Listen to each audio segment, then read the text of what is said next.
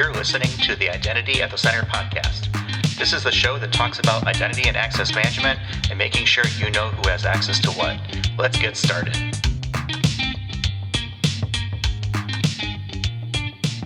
Welcome to the Identity at the Center podcast. I'm Jeff, and that's Jim. Hey, Jim. Hey, Jeff. How are you? Oh, not so bad. Yourself? I'm good, man. I'm so excited for next week and going to the conference.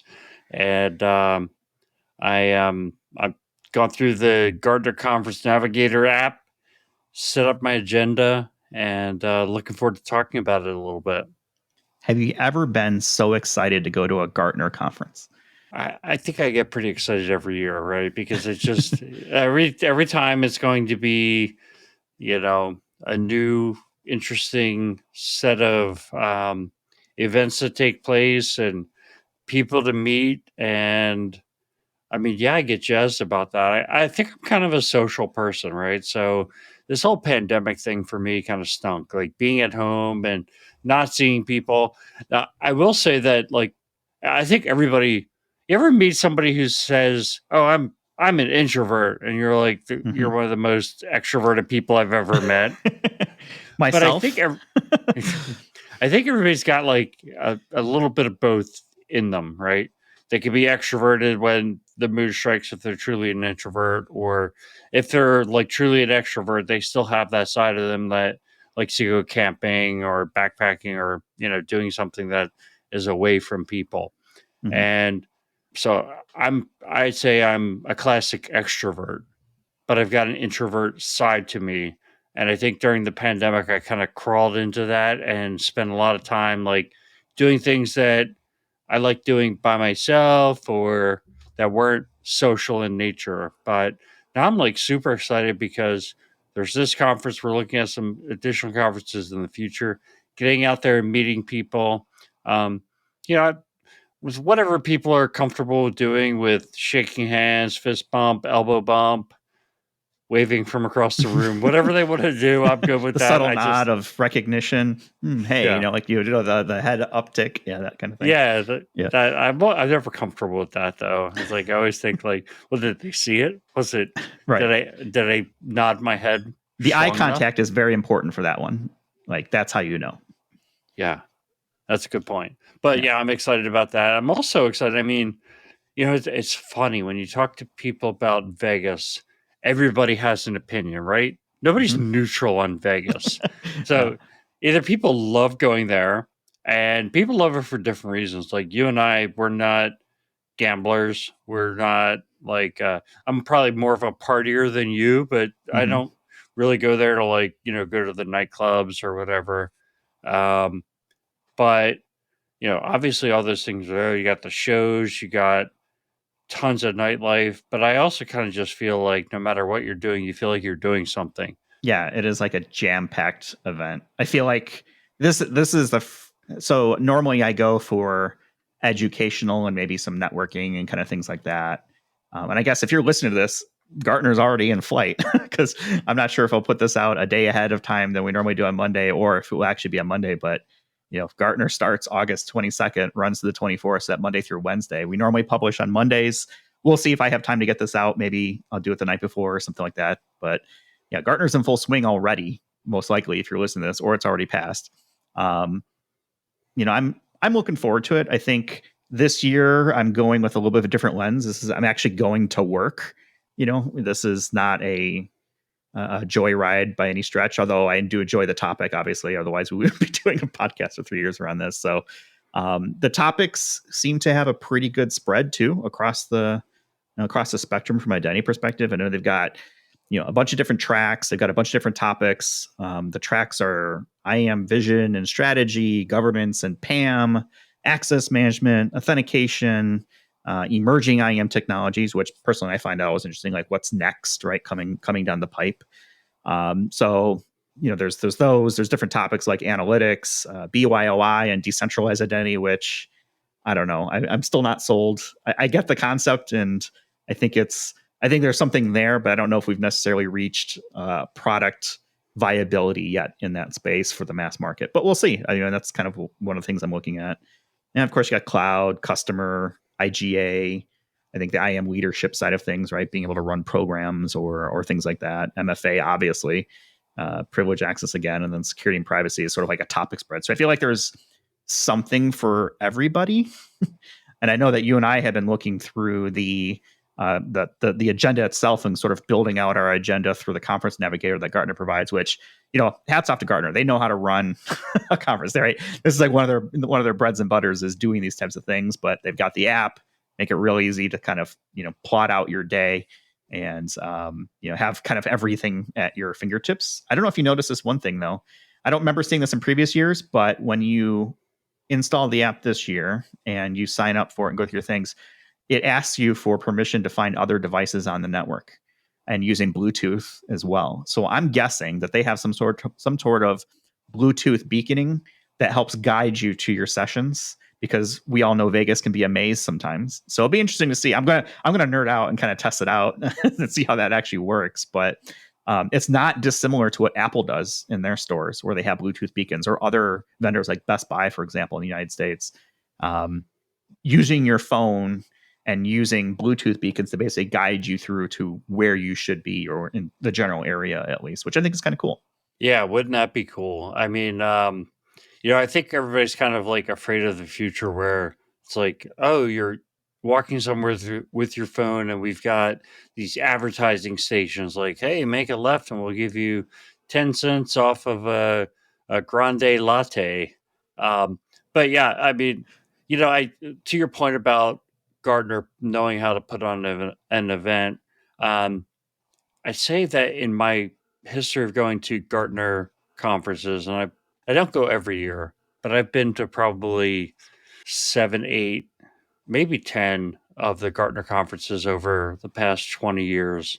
And my takeaway or my belief is that there's a large percentage of the folks that go to the conference. Well, first off, I think a lot of conferences you get 75% people who are like industry people, right? So not folks who are in the organizations and like trying to solve this IAM problem for the first time, but folks either who work for technology vendors or consultants like us who kind of like live in these trenches and are trying to solve the same problem over and over again. And, you know, whereas I think on the Gartner side, they bring people who are new to the industry to the conference. So people who are trying to learn, okay, what is this IAM thing? How do I run an IAM program?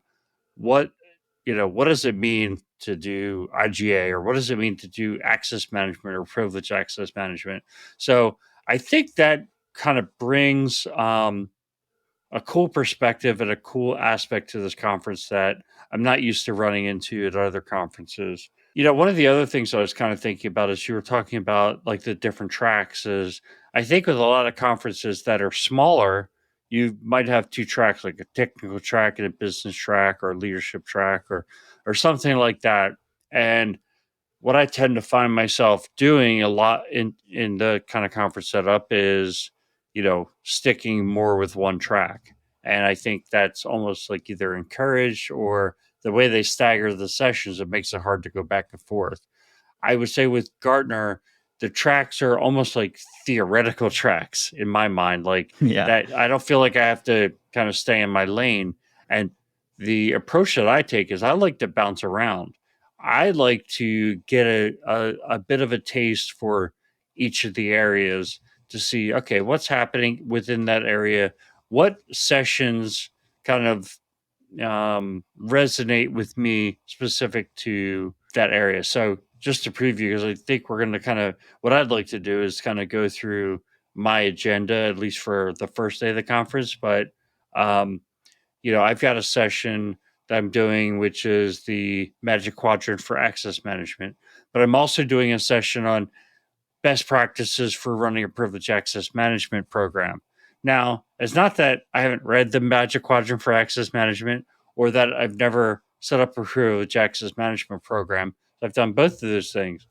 But who's giving this presentation is going to give me a perspective, give me a few nuggets, and either, you know, probably take a position that either confirms what I believe already or runs counter to the things that I believe.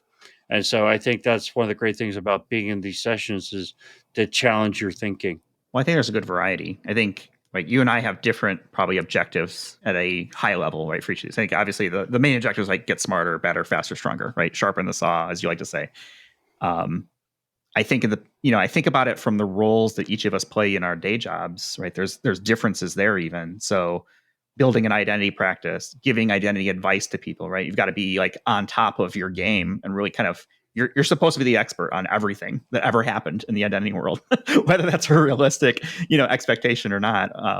That's basically how it works. So, attending these types of events and these types of sessions is good. And I follow the same thing as, I bounce all over the place. I am not afraid to pull the plug, 2 minutes or 3 minutes into something if it is not what I thought was advertised, for example, in the title. There's too many good events to try and stick with one. So I find myself very conflicted a lot. If I have friends that are there, I will definitely make a point to try and see their sessions, as best as I can. But I'm definitely a bouncer. I'll move around from session to session and track to track and try to pick what I think is either most relevant for me right now or what should I be thinking about kind of next. I think that's a really good point, because I do the same thing. I go to a session. If within 5 to 10 minutes I feel like, all right, this isn't really what I need or what I was expecting, then I'll get out of there. So I think, as you go and plan, I think certainly if you use the Conference Navigator app to kind of pick the sessions that you want to go to, but have a plan B in mind. Um, we should make it clear, this is not sponsored by Gartner. This is just us two talking the Friday before we fly to Vegas to attend this. Here's my pro tip, by the way, when I'm thinking about this, and it just occurred to me. I'm looking at the Conference Navigator online through Gartner's website, and a lot of sessions are live streamed. So if you are like a total conference pro, what you could do is be sitting in one session, AirPod in one ear, live streaming another session, and attending two at the same time. Now, I don't know if you're actually going to be able to retain any knowledge coming out of that, if it's helpful, but might be a thing to think about. If you really want to go at it. They also got like the media, so they usually put like the slides and stuff that you can kind of download if there was something there that you saw. Because I know a lot of people like take pictures of, they're raising like their giant iPads, blocking people's view, against stuff. The slides are sometimes on the site, so you can kind of reappropriate the content that has been made available through our friends over at Gartner. Sorry to interject, but I wanted to throw it out there. Yeah, well, my pro tip would be don't do that. Don't raise your iPad and block everyone's view. Yeah, don't do that. But then also don't like try to live stream a show to your phone or a different session at being one. Like just go to the one you think you're gonna get the most out of and pay attention. Jeff, do you want to kind of go through? Like, I'd like to point out a couple of the sessions that resonated with me, but I also wanted to mention, like, if you're listening to this and you're a fan of the show and you haven't like taken the step to reach out to us yet, do it. Hit us up on LinkedIn. Make us look good in front of our bosses. That'd be awesome. If you see us, connect to us on LinkedIn so you kind of know what we look like. And then if you see us at the show, just come over and fist bump. Yep. Do it. Anyway, so what I was going to do is kind of run down, like, definitely get hit in the keynote on Monday. How to digitally accelerate when you're so freaking tired is what it's called. For the 10:30, I'm hitting the Magic Quadrant for access management. I kind of feel like that's a space where there's so much neck and neck competition, and you had that period of time where Okta was like far away past everybody. Then Microsoft really made a move. Now Okta and Microsoft are always neck and neck, and then there's other leaders in that space as well. So I always want to get the perspective and understand, okay, well, as these different vendors move around, especially in the leader quadrant, like what's causing them to move around, right? Is it just that they, like minor things, or is there something that they're doing that's really exciting? And I hope that will come out in the session, maybe more than what you just get by reading the document.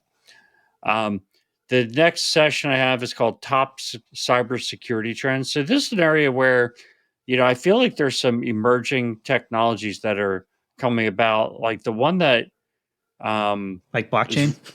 Well, like blockchain's been coming around for so long. Yeah, exactly. There's one called ITDR, Identity Threat Detection and Response, right? So it's like the next generation of threat detection and response based on an identity, and I don't know a whole lot about it yet, right? And so I'm thinking that's going to fall into that space, but I want to see what else is in there. For a couple of years back, it was what was it? Like, User and entity UEBA, yeah. user and entity behavioral analytics, and that was all the rage. And you don't hear as much about it anymore. Yeah, I think you hear more like UBA. I think people have settled on that, but whatever. I've kind of picked the 1145 block is more of like a vendor space. So I picked my one that I'm going to go to there, and I'm not going to reveal what it is because I want to stay vendor neutral. 1230 is do privilege access management right, build an effective and mature IAM program. And there's really like two perspectives that I have with this.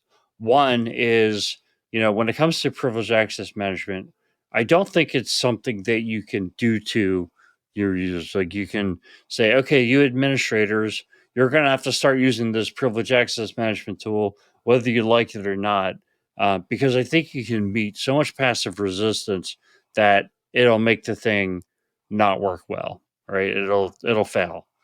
My other perspective is that the traditional view of a privilege access management program is focused on you're running your own data centers and you're not in this kind of like DevOps environment. And so it's less about, dynamic PAM and cloud entitlements. And it's more about, traditional, we run our own data centers and we have everything on servers and we're doing PAM. I just don't think that's really that relevant unless you can move it into the cloud infrastructure and DevOps. So that's what. That's a lot to unpack. I mean, there's so much going on that PAM is still one of those things where I think a lot of organizations still struggle just rolling it out. It's you're taking control away from people who may have had it, at their fingertips, and there's like this cultural, political sort of internal battle that sometimes takes place. It's usually not a. We were talking about this before before we hit record, and most PAM deployments that I've seen have not been the technology's fault. It's been poor planning, poor execution, poor really internal program management around it and making sure that people understand what is happening. So that's my 2 cents on PAM. Well, no, and you're right on. And the sad part, though, is that because of that, there's still so many organizations that are at the very immature stage of privilege access management, not even to mention managing access to cloud infrastructure. And you think about access to cloud infrastructure, it's almost entirely privileged access. There's not access to cloud infrastructure that's not privileged, I don't think. Right. So when you look at it from that perspective, it's got to be in the scope. But when you're still not even managing your domain admin accounts through some kind of session management, I mean, geez Louise, like you're really starting at square one. So I think I'm hoping to come away from that session with a little bit of perspective on those areas to see if they're going to take on those hard questions. To me, like privileged access management is, from that perspective, one of the hardest things that we do. We'll see, I guess. I mean, a lot of these sessions have interesting titles anyway, whether or not they deliver. I think this is why I referenced before. Like, I'm not afraid to pull the plug on something that isn't what I originally signed up for or what I thought it would be. Right? Maybe it's no fault. And then I think part of this plays into SEO, search engine optimization, right? Making sure that people have an interest. We do the same thing with the show titles that as I try to anyway. Like, here's what we're going to be talking about, right? Try to make it at least somewhat interesting for people to find it, make it easy. But we'll see. Yeah. So if it's not the greatest session, maybe an early lunch. I love spending as much time as possible in the exhibit hall, running into old friends, making new friends. Anyway, in the afternoon, I haven't registered for that many sessions, but there was one called Rise of Machines Meets Digital Transformation. So when I think of Rise of Machines, obviously I'm thinking of like Terminator, but Yeah. but I'm thinking of like, bots. And then I'm thinking digital transformation. It's just like, to me, this is one of the most exciting things about what we do when you talk about like customer IAM and enabling a digital transformation. So again, this could be one of those like the title's just so savory that Savory. Wow. Okay. savory. Or Oh, that's a I'm clearly no. not using the right term, right? But I love it. I think it's a fantastic way to describe a title. That's good. but it might totally disappoint. But who knows? I mean, that's why we show up. And then security organization dynamics. Oh, okay. So later in the afternoon, I plugged into one called security organization dynamics. I mean, this is like, I think this could be really interesting. This could be like really focused on human resources and kind of like, I think in security organizations, what I found is like you've got a lot of people with really strong personalities. You also have some people who are, you know, maybe less strong personalities. Um, I don't know. I mean, I feel like this one could be filled with some good conversation. We'll see where it goes. I noticed one thing as I was looking through this. Sorry, you got more you're covering the first day. You got a jam-packed first day if so. Yeah, no, I just wanted to mention the last one, which is that one of our former colleagues and friends of the show, Jamie Gross, is presenting one called Stories of Cloud Identity Transformation. And so that is one I'm going to go to. Even if the title was terrible, I'd go anyway just to Go see Jamie. support. She's really Just, smart. She knows what yeah, she's talking about. And tell her we sent you. That'd be even better. there you go. I think we're actually going to try and set aside some time to sit with Jamie next week and record some podcasting. Absolutely. Yep. Yeah, we do. We have time scheduled. So, yeah. And that's something to mention, right? So, we are getting a recording suite at Caesar's Palace, and we're going to record like 6 or 7 episodes, which we're going to have to push out over the course of about 2 weeks. I know you're looking at me like trying to like figure out how I'm going to get this stuff edited and put out. I feel bad because like I don't know how to do any of those things. So you basically do it all, and we're gonna have to hire an editor, work. maybe. Yeah, it is a lot of work, but it's fun work. I think it's. I've certainly learned a lot. I've definitely upped my AV game for Zoom and Teams calls. That's for sure. I thought it was so interesting. We were talking to big boss from our company, Ghazi, and you and him were geeking out on like the audiophile stuff, and I was like, "Holy cow!" Like I've known you for so long, so it didn't surprise me that you geek out on this stuff. But that he did, I was like, "Whoa, that's pretty cool." Yeah, he's a musician, so he gets it. Good audio quality is important. We do a podcast. It's mostly it's 99.9% audio, other than the few live streams that we did, which we will come back to at some point. But yeah, for sure. Anyway, we're getting sidetracked. I think we probably should have mentioned. Yeah, we're going to be doing a bunch of podcasts there. We've got a suite, courtesy of our friends at RSM. They've hooked us up real nicely, so we are going to record up there and get some people in there. Hopefully, if you're listening and attending or watching how we put this together, the haphazard way sometimes that it comes together, we'd be happy to host maybe a live studio audience of, I don't know, however many people we can fit into a Caesar suite as we record. Yeah, I mean, look, if somebody wants to be involved with the show next week and you're going to be there, just reach out. Yep, LinkedIn is the best way to do that. That's for sure. So back to Gartner, because I noticed something about each of the keynotes, at least how they are worded from a title perspective. The first one is how to digitally accelerate when you're so freaking tired. The next one is how to create a culture of listening. The next one is storytelling and big data. And then the last one is stop treating security like magic and security people like wizards. None of those seem at first glance to be technology specific or like, here's what IGA is all about or PAM. They're very much people and culture and things like that, which I find interesting. I don't know if I've picked up on this trend in prior Gartner conferences, and I'm sure there is a conscious decision, what goes into a keynote. But I do find it interesting that the keynotes really don't have anything to do at first glance with technology. It's really people that they're talking about. Yeah. That's a very interesting observation. And I know in the past, some conferences that I've gone to, they choose a keynote speaker who is, you know, like a celebrity or somebody you know from outside of your industry. I Maybe saw it's Bill Nye once. It was awesome. yeah, right. And he's not going to get up there and talk about identity and access management. That would be terrible. Yeah. um, so yeah, it's these conferences are a way to, are a time to get away from doing your day job and think bigger. And yes, most of our sessions are going to be focused on what we do during our day job, but there's more to the world than. And if you don't expand your horizons, or like you said earlier, my favorite saying is sharpen the saw.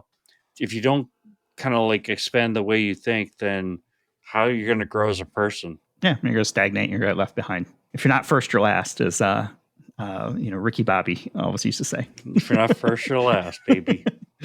All right, we've been talking for like 30 minutes around this. I think one of the things that you and I were thinking about is really kind of picking a couple sessions, maybe each, and seeing what comes to mind. I'm not sure how those will go, so we'll see. I think this is somewhat of a surprise, maybe for each of us. But should I start or should you start?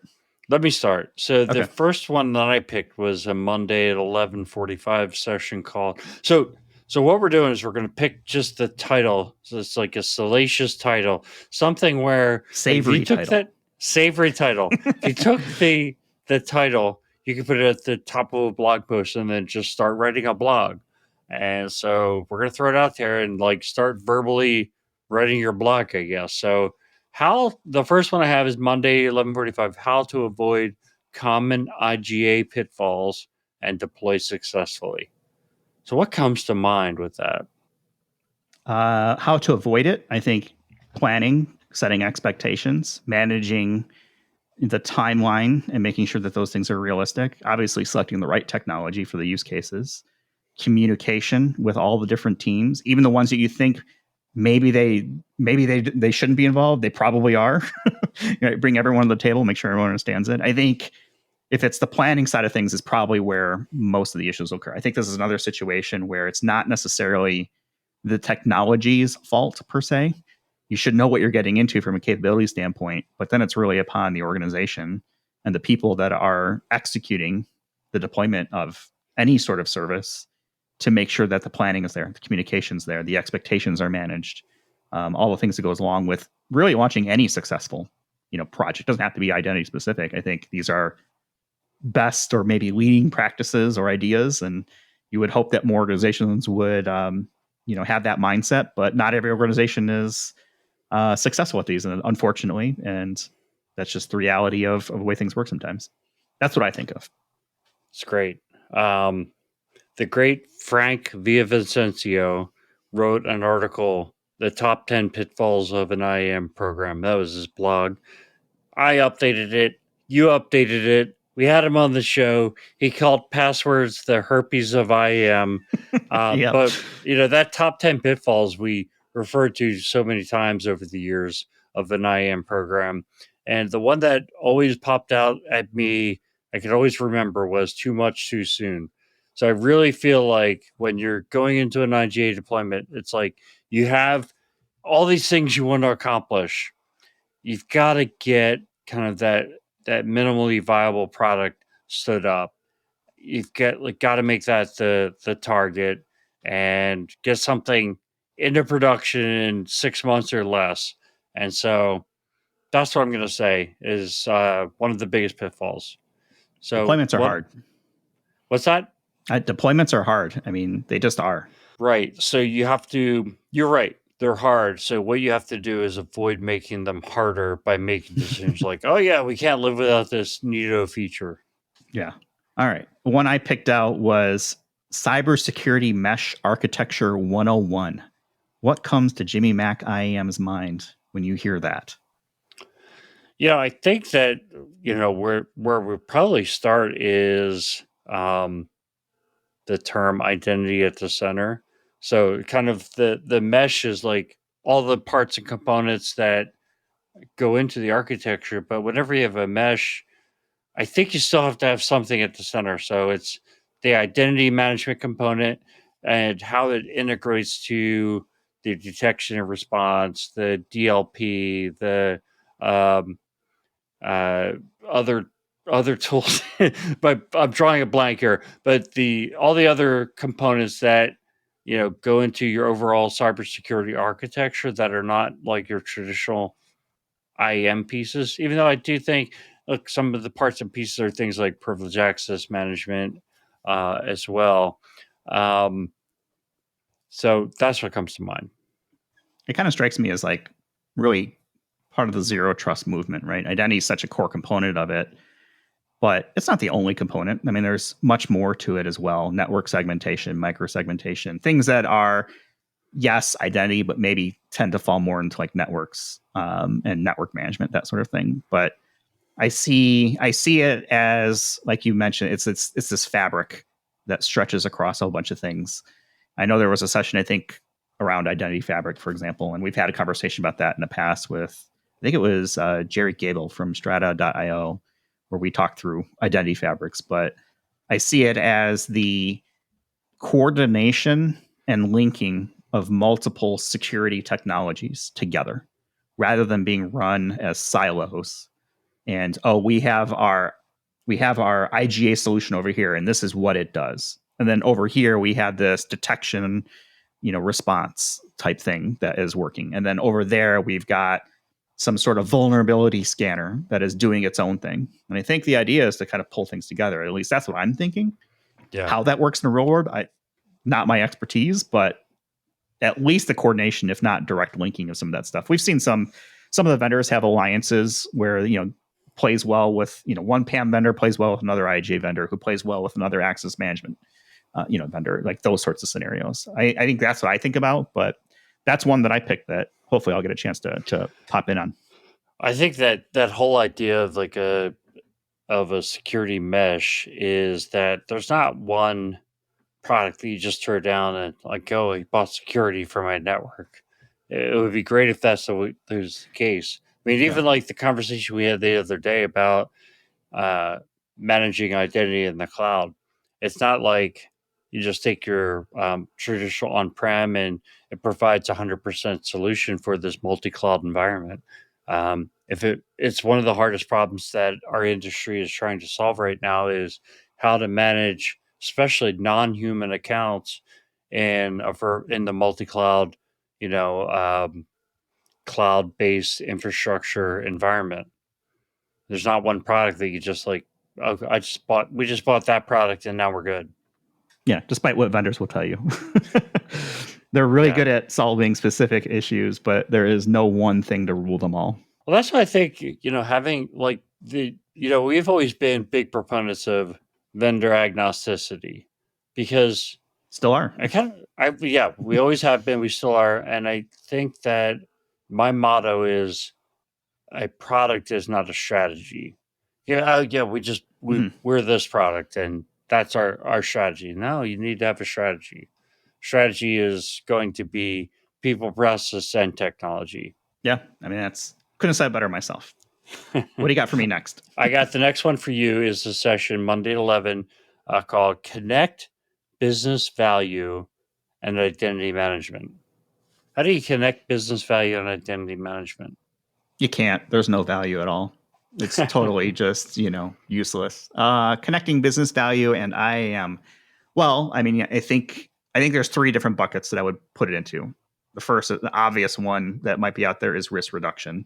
There is cost reduction in addition to the risk.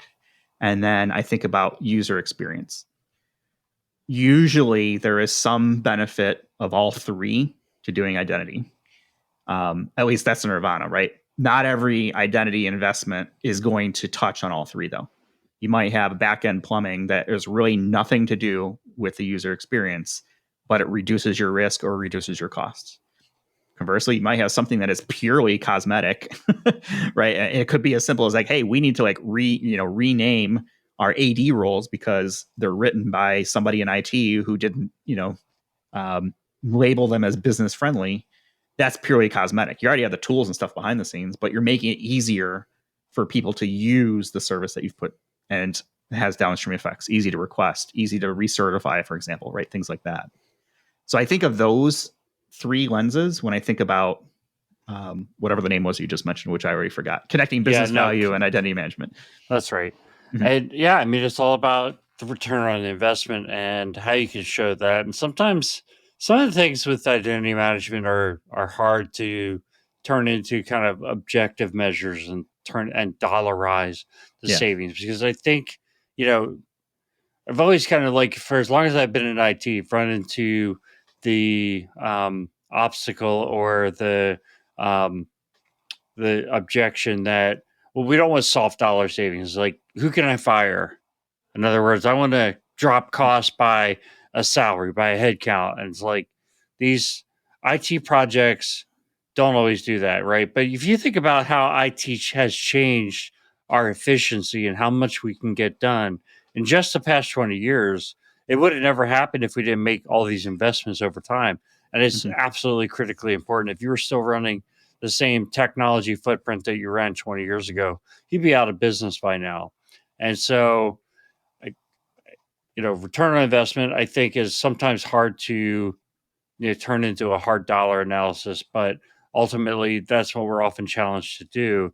The only thing I would add to kind of what you talked about, because I think all those areas can be dollarized, but I think about the customer experience, where I usually see that turn into, hey, we can actually have an impact on the business, is by enabling some kind of new technology or new service. So digital transformations a lot of times are about improving the customer experience, but maybe with the vision that you've set for, hey, we're going to either do a best of breed digital transformation, where we're going to buy all the best of breed applications that are going to deliver the services our customer needs, or if we're going to do a platform and we're going to say use Salesforce, and we're going to build all of our applications in the community cloud. There's steps that have to be taken from an identity and access management standpoint to enable that. And if you don't do those steps, you're going to have a huge failure on your hands. Your customer experience is going to stink, because it's not going to be a cohesive experience from the user standpoint, where, this is usually the first experience you have with an application going through and registering. And if you don't use the application for a couple of months, you come back and you've forgotten your password, and they want to run you through a bunch of rigmarole to, get logged into the application that you haven't used in a few months. Maybe you're just going to give up and move on to something else. I mean, I had a situation like that recently, where getting back into an application that, I went through the whole first I tried to log in, because my phone remembered to log in, said, don't know this username and password. Okay, so then I go and try and register. We recognize that username. Okay, so you already have an account. Then I go through the password re-registration. Man, what a pain in the neck. Then you probably got like the new password cannot be same as old password. What? Yeah, right. Yeah, that's that great meme, right? Yeah, exactly. I think you bring up a good point. The consumer, it is absolutely true. Consumer side definitely has, on the interface side especially, dollars and cents that can be attributed to how good the experience is, right? Abandoned carts, those sorts of things. Make it easy for people to consume your service or buy your product or whatever it may be. That's true for the enterprise as well, because people will find a way around it. So treating identity like a product makes all the world of sense to me, at least, as I put in my program manager hat. All right, let's do one more. And here's the one I've picked out for you.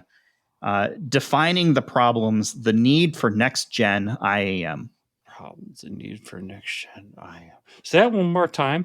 Defining the problem, or problems, could be plural, the need for next gen identity and access management. Okay, so I gave you the hard ones, by the way. Yeah, you really have the hard ones, huh?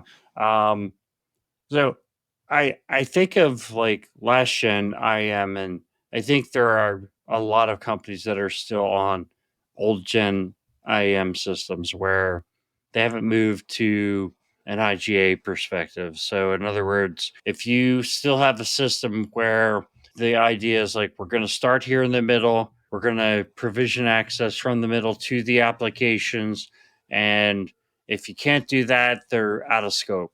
That's different than the IGA perspective, which is that, all this access exists in our environment. We need to pull it in and have one place to go to see who has access to what. So, there's a whole set of use cases around just what these mainline next gen applications do. And really, IGA is not next gen, but I do think there are, there's that Gen 1 IAM, which is from the center out. Then there's IGA, which is kind of current gen. The next iteration might be something else. I I think where I see a lot of innovation in this space is two areas. Really, it's around authentication, identity verification, um, you know, being smarter about authenticating and making sure that you are who you say you are when you authenticate. I think the other area where there's this next generation is around the cloud infrastructure. I think that is like the seismic shift that's happening in IT is the shift to cloud infrastructure. And I know it sounds like, whoa, what a amazing Earth thing that you shattering. Yeah, figured out. exactly. Like what You're an really earth coming up shatter. with something here, Jim. Yeah. It's like, Yeah, wow. like people are, but you know what? We haven't figured it out from an IAM perspective, especially the non-human accounts. And the human accounts we figured out a long time ago. They've got to be an authoritative source. The IGA system then, maps accounts to identities, and you're also going to have a workflow system, whether it's your ServiceNow system or your IGA system where you request new access, and then you're going to pull back the access that exists in the application. It becomes a cycle, and you have governance processes on top of it. For non-human accounts, it's a different ballgame. You have applications creating robot accounts. The applications provision the access that they need, so your developers are writing code to go and create accounts. So much different than what's done with humans. It's Mhm. it's seismic shift. And not only that, I think a lot of people who are, grew up who are now like 20, 30 years in IT and are the CISOs and things like that, they've really understood networks and how servers work. And all that has changed, right? So if they haven't gone through the education to kind of like understand all this automation that's happening and containers instead of servers, like it's very hard to conceptualize like how do I actually take this control framework that I grew up and I understood and apply it to this new IT world that is totally different. Yeah, those are all really good points. I think the only thing I'll add to it is I think the next generation has to be easier. Whatever it is, it just needs to be easier to get into place to really lower the cost of ownership, the investments needed, et cetera, to get things stood up and running. These let's not kid ourselves. Identity is still expensive. It's still typically an enterprise improvement project of some sort. It could be a few $1,000s. It could be a few $1,000,000. It really kind of depends what you're tackling. But I think it just needs to get easier overall. And I totally agree on the cloud stuff. All those companies over the last 20 years is, oh yeah, we want to be cloud first. It's taken decades to really realize that. I'm seeing a lot more companies that I'm talking with that are 100% cloud. They don't have an on-prem footprint. And I think that is the future of most newer organizations. I think, the older organizations are still in the process of migrating, so they'll be in this hybrid mode for a while. But occasionally I still come across, hey, we've got local exchange and local AD and we're happy with that. Okay, cool. Right. I mean, there's going to be a place for that as well, but those I feel like are a dying breed. So the cloud has definitely consumed sort of everything. You and I have definitely worked with clients over the last couple of years where it's like we've got ADFS and we just don't see a point of getting rid of Yeah, ADFS, and it works. we're going to upgrade ADFS. We like ADFS. Yeah, it works. Why get rid of it?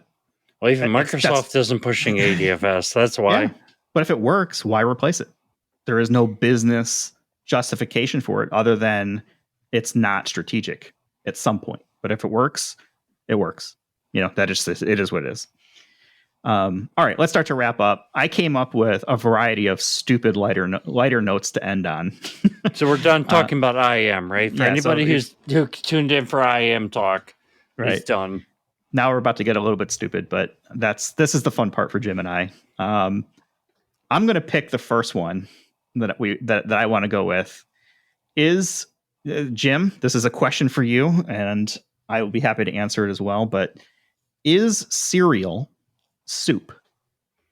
Now, I'm going to define cereal as some sort of, breakfast usually based product. Think cornflakes, frosted flakes. I'm trying to think what else is out there. Frosted mini wheats, right? These food items that come packaged in boxes that you typically dump into a bowl, and then you pour some milk over it, and then you eat it with a spoon. So, with that little bit of breather for you to think about it, is cereal soup? Absolutely not. Absolutely not. And I'm going to look, I know what your next question is going to be. Well, how do you define soup then? I don't know. Soup is like, it could be a bisque, it could be some broth with some stuff in it, which kind of sounds like, well, soup, I mean, cereal is just like milk with some stuff in it, right? So it's pretty much the same thing. But nobody ever says, hey, that bowl of Cheerios over there, could you pass me that bowl of soup? If somebody said that, you would think they were crazy. They lost their mind. Nobody calls a bowl of cereal soup, so no, it's not the same thing. So you've got kids. When they're having, you should do that the next time you're having cereal with your kids at the breakfast table, as the idyllic, family experience might look like. Ask them to pass the bowl of soup and see what kind of look they give you. Jeff, my kids already think I'm crazy. I mean, the older they get, the crazier they think I am. If I do that, then they're going to be 100% sure that I've lost my mind. Well, that is absolutely true. So what do you think? Is cereal soup? I could see why you would make the argument that it is, but of course, being the nerd that I am, is okay. Well, how do we define soup? And if you look at the dictionary, it's basically liquid food, but it contains either like meat, fish, or vegetable stock. Because soup can be hot or cold, right? You can have like a gazpacho, or you can have a nice hearty stew, right? Or whatever that might look like. But I think that's the dividing line. Now, what would really mess with people is if, like, what do you put on top of your cornflakes? Sausage? Did it just become a soup? Right? I mean, that's a ridiculous combination, at least for me. Maybe somebody eats, sorry to all the sausage on cornflakes crowd. We're not going to get sponsored by those people. But, if that's the definition, that it has meat, fish, or a vegetable stock, then, cereal is not a soup. But I could certainly see why the argument went there. I think it was a stupid question, but it has now caused us to spend, I think, 15 or 20 minutes, both as part of this recording and maybe even talking about it beforehand, whether or not it is in fact a soup. Yeah, I mean, if you take Cheerios and you put bananas on, does that make it a soup? And the answer is, of course not. Nobody would say, oh, wow, you just turned your Cheerios into soup because you put bananas on them. Oh, he fancy. So what is your favorite cereal and what's your favorite soup? I like Frosted Flakes and I like Frosted Mini Wheats. Those are my two go-tos. So I'm usually bouncing between those two. I have 2 boxes in my house right now, and I will go back and forth between those two. Soup-wise, I like a good potato soup. I think that's good. Or maybe like a cream of chicken. No mushrooms, because mushrooms are gross, but those are my 2 favorite soups and 2 favorite cereals. What about you? Cereal, like healthy cereal. I'm a Cheerios guy, but if health was not a factor, it'd be Count Chocula. This gives you some insight into the way that we answered our questions. I did not even consider the health ramifications of what I'm eating. Yeah. Okay. From a soup standpoint, I don't like healthy soup. So what is a healthy soup? I think, they're so full of salt now. I guess if you're just drinking like broth or something, they're so high in sodium, a lot of these things. I don't worry about sodium. I don't care. I'll eat it. I love it. That's the thing. Like, what is healthy? 2 people are not necessarily going to agree on what's healthy. Like, to me, salt doesn't matter. I can drink water and wash the salt out. Anyway, so favorite soups, I have 2. Broccoli cheddar is probably my number 1, but that's more common, right? So if you get a good broccoli cheddar soup with some sourdough bread, I mean, there's nothing better.